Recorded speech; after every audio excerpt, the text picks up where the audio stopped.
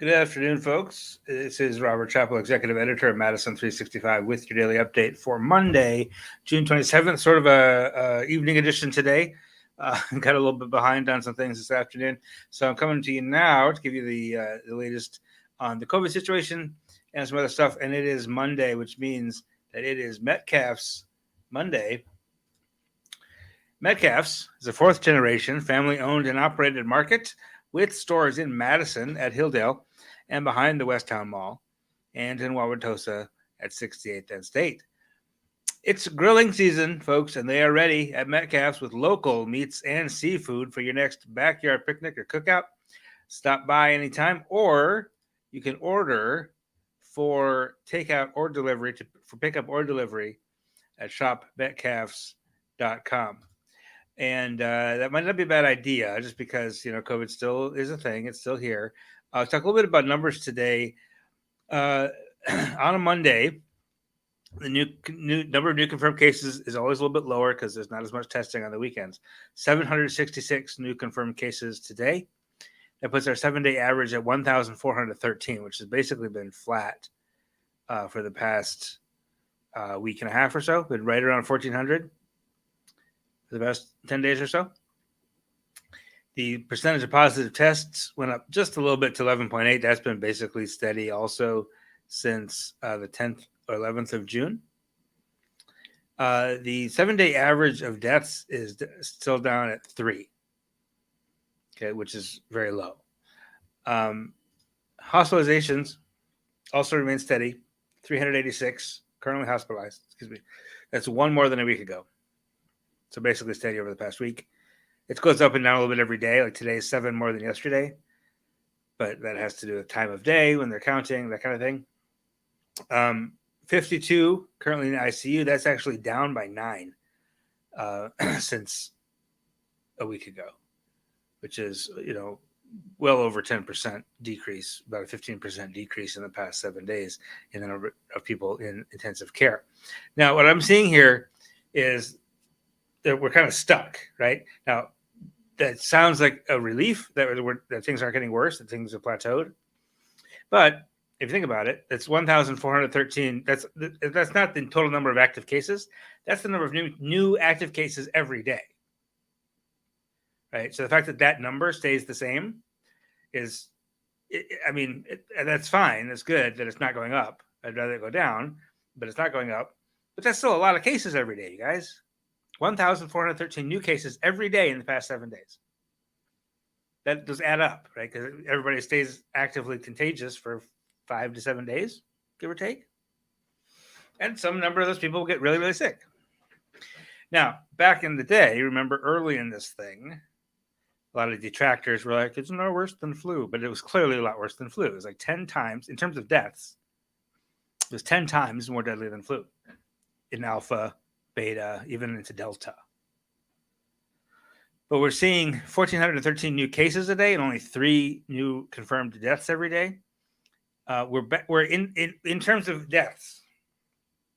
It seems right now Omicron, this being the sort of the third or fourth subvariant of Omicron over the past 6 months. It is less deadly than flu. However, we are still seeing hospitalizations, and we're still seeing long COVID. We're seeing long-term effects on some not insignificant proportion of people that you don't see with flu. Like very rarely do you see people get the actual test positive for influenza A or B and still have symptoms 6 months later, even after the virus has gone out of their body. You're seeing that in depending on who you talk to, 10 to 20% of people who get COVID, even if they're not hospitalized.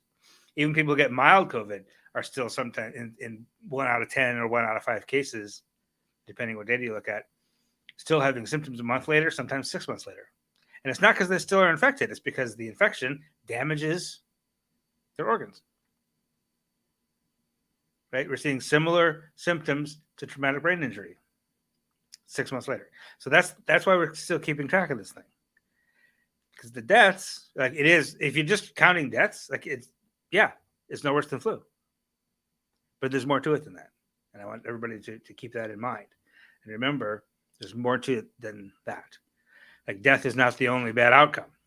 That's probably the worst outcome, right? But being hospitalized is devastating financially, right? If you don't have sick leave from your job and you get in the hospital for 4 days, you lose your job.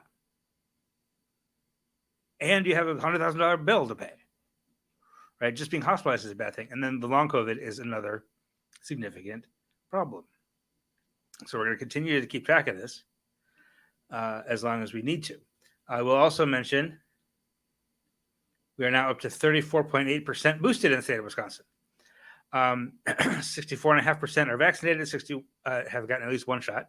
61.4% are fully vaccinated, and then another 34.8% have gotten boosted.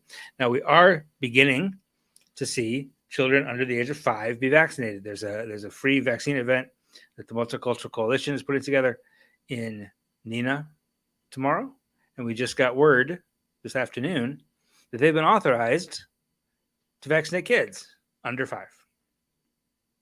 So that's great news. And the Public Health Madison County last week opened up their vaccine clinic to kids under 5, and within minutes, all the doses were accounted for. Like they took appointments. Basically, like, we have this limited number of doses, so we're gonna take appointments, and they were gone in minutes. Like, people are eager to get their kids vaccinated, which is pretty good news. So those percentages of the entire population who have been vaccinated is going to go up. So that's pretty good news. All right, that's the COVID situation. Again, the numbers basically flat, which is I have mixed feelings about it. Like, I'm glad it's not worse. I'm glad the numbers aren't going up, but I'm mad that they're not going down. Because again, 1,413 cases a day, that's not the number of active cases at any given moment. That's the number of new cases every day. The fact that number stays the same doesn't make that less, doesn't mitigate that in my mind. So anyway, so that's the COVID situation. I'm gonna mention to you another thing that we are proud to support, and that is the Boys and Girls Club White Party, which is coming up July 16th, and it will feature an evening with Gladys Knight. This is a special one-night only concert benefiting the Boys and Girls Club of Dane County and featuring musical guests after 7. Saturday, July 16th, 6 p.m., Overture Hall at Overture Center for the Arts in Madison. Immediately following that concert, you can continue the celebration at the White Party in the Overture Hall lobby from 8:30 p.m. to midnight. The White Party features musical guest Drew Hill and celebrity guests. Wear white, enjoy the music, get out on the dance floor. There's some hors d'oeuvres, the photo booth, and much more.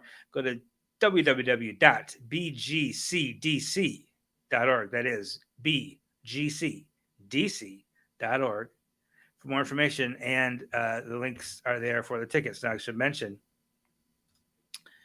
the ticket for the concert is one ticket, and the ticket for the White Party is the other ticket. There's separate tickets, but if you buy the VIP tickets for the concert, it'll include the White Party. So you got to just go to both links if you want to take part in the whole thing. But it's going to be a fantastic event. And Michael Johnson, the CEO of the Boys and Girls Club, is looking to raise $500,000 out of that. They've got a lot going on at the Boys and Girls Club. Okay, on to a couple of more news items. Anesis Family Therapy has been working on Madison's north side for 6 years, and they just opened their new clinic on on Madison's west side. They've got they've grown up to 40 people. It's been fun. I mentioned on the podcast this morning. The Anesis Family Therapy, Myra McNair, launched it just a couple of months after Madison365 launched. So we've been covering, as a news organization, we've been covering kind of every step of their development and their growth, and it's been really exciting.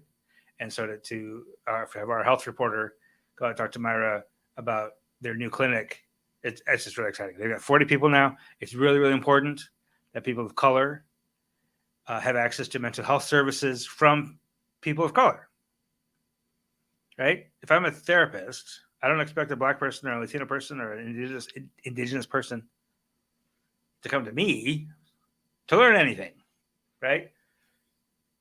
If you're in therapy, you got to use the language that you feel in, right? You've got to talk to somebody who understands where you're coming from. So that's why Anesis Family Therapy is very, very important. It's the only state-certified, Black-owned therapy practice in Dane County. They're not an advertiser. Okay, I'm not getting paid to say this. I'm saying they're a very important part of our community, and it's really exciting to see them have their own clinic. They're still going to operate on the north side, so they still got the clinic on the north side in the rented space, but they also bought their own building then on the west side as well. Also today is the first installment of the 2022 list of the most influential Asian American leaders in Wisconsin. We have 35 this year, so you're going to meet 7 people every day this week. And we have Attorney General Joshua Call, So-Yun Shim, the Dean of the School of Human Ecology, Yogesh Chalwa, the Dane County Supervisor, all sorts of folks that you may or may not know, but you should know because they're influential people in a wide range of fields, in a wide range of ways. So again, just watch your email. If you get our emails, you'll get the whole list in your email like midday every day this week. Watch the website 6 o'clock every morning this week, and you'll get to know those folks, people who you like I said, you may or may not have heard of, but we think you should know these folks. So just get to know them on the website this week. And finally today, Madison lost a legend. Late last week, we learned that Wayne Strong rather unexpectedly passed away. He was a Madison police officer, and but was better known as one of the leaders, coaches, just really towering figure on Madison's South Side of the Southside Raiders football program. A lot of Black adults in Madison remember Coach Wayne Strong as an important figure in their childhood. A lot. So Dave Dahmer, our editor-in-chief, was able to talk to a handful of those folks in the last few days and has their remembrances of Wayne Strong on the website today at Madison365.org. And that is the news for this evening. I'll be back tomorrow with more news for you from Madison365.org. In the meantime, follow us on Facebook, Twitter, Instagram, LinkedIn. Just find us. Just search for us on any of those platforms. You'll find us. You'll get regular updates throughout the day. You can sign up for our email newsletter. And until we see you again, have a wonderful evening. And take care of yourselves. Take care of each other. We'll talk to you soon. This is 365 Media.